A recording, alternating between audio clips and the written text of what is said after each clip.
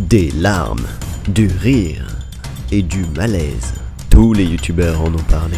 Et maintenant, c'est à mon tour. Je suis Anthony le Gremlins, bienvenue sur ma chaîne et aujourd'hui nous allons voir ensemble si cette plateforme regroupe les pires ou bien les meilleures vidéos.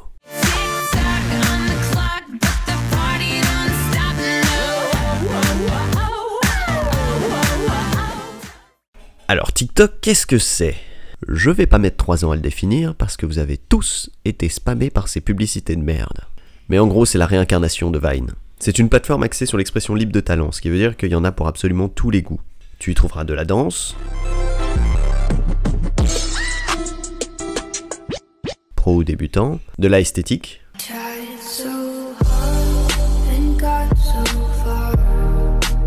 des montages avec des transitions complètement dingues,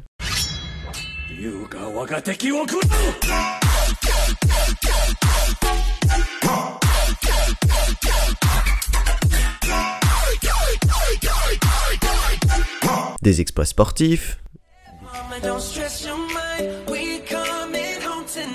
des petits animaux beaucoup trop mignons. Quand il me prend dans ses bras, il me parle tout bas, je vois la vie en rose. Mais aussi des vidéos pour le moins indescriptibles.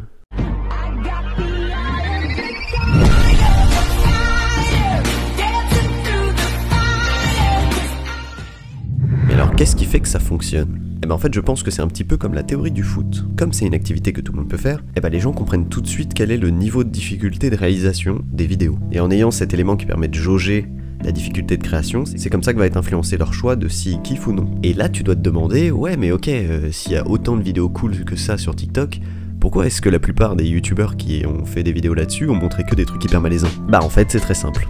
La plupart des youtubeurs qui ont donné leur avis sur le bousin n'ont même pas pris la peine d'installer l'application sur leur téléphone. La majorité ont demandé à des potes de leur faire des best-of de vidéos présentes sur Twitter et forcément les gars ont choisi exprès que des vidéos extrêmement malaisantes.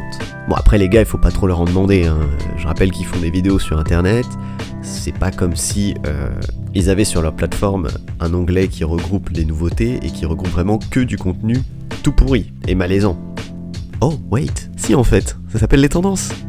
Eh oui, contrairement à la majorité de mes collègues influenceurs, eh ben moi j'ai pris la peine d'installer cette application et j'ai passé un petit peu plus de 2 minutes pour voir un petit peu vraiment ce qu'il en était. Et en fait, lorsque tu vas pas bêtement sur les premiers onglets qui sont suggérés, qui sont des hashtags de tendance, de challenge et de trucs qui effectivement sont malaisants, inutiles ou parfois un peu stupides, et ben en fait tu peux tomber sur des perles. Et ouais putain ça existe, c'est fou. Mais quand tu te sors les doigts, bah des fois tu trouves des trucs. Et alors qu'est-ce que j'ai trouvé de cool sur cette application? Eh bah déjà j'ai trouvé que l'application avait un système de montage vidéo excellent comme formation pour apprendre les mécaniques de montage en version très simplifiée.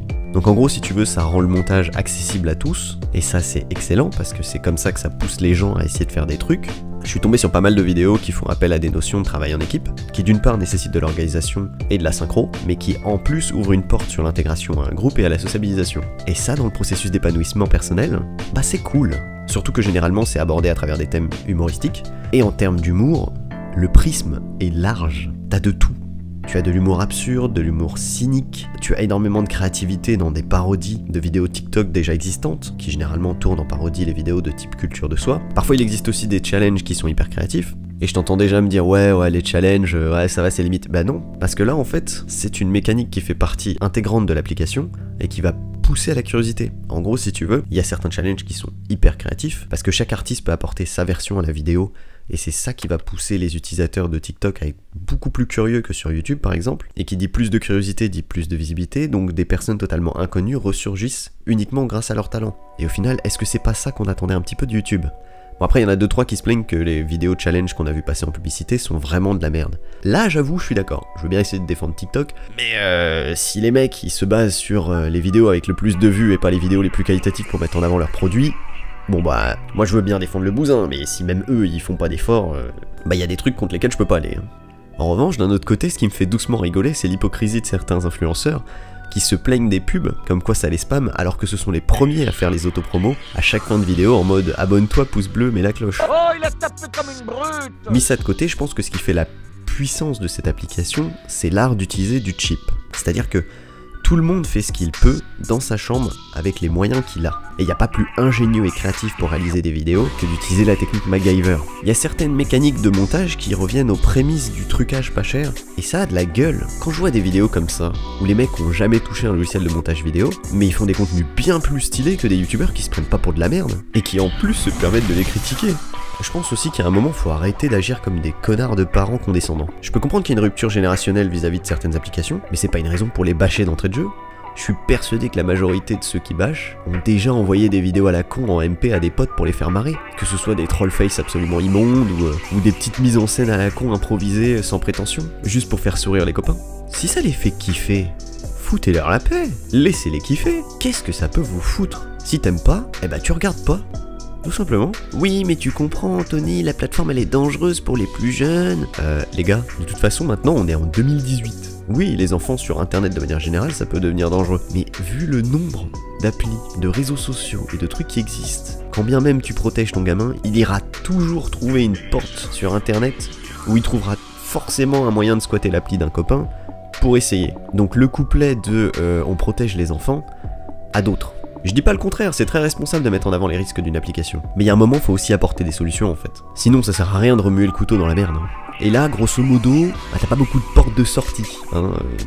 Soit tu vas voir les parents du gamin pour leur expliquer qu'ils ont mal fait leur éducation, ce que je te déconseille vivement si tu veux continuer à vivre, soit tu utilises l'appli et 2-3 de tes neurones pour faire de la prévention directement à la source de ce que tu appelles le problème. Parce que ça sert à rien de râler ou répéter 40 fois dans 40 vidéos différentes. Attention, Internet est un danger pour les petits. Ah, oui, pardon. Désolé, j'avais oublié que c'était un peu emmerdant à faire quand ton but c'est juste de surfer sur l'actu pour montrer où sont les problèmes.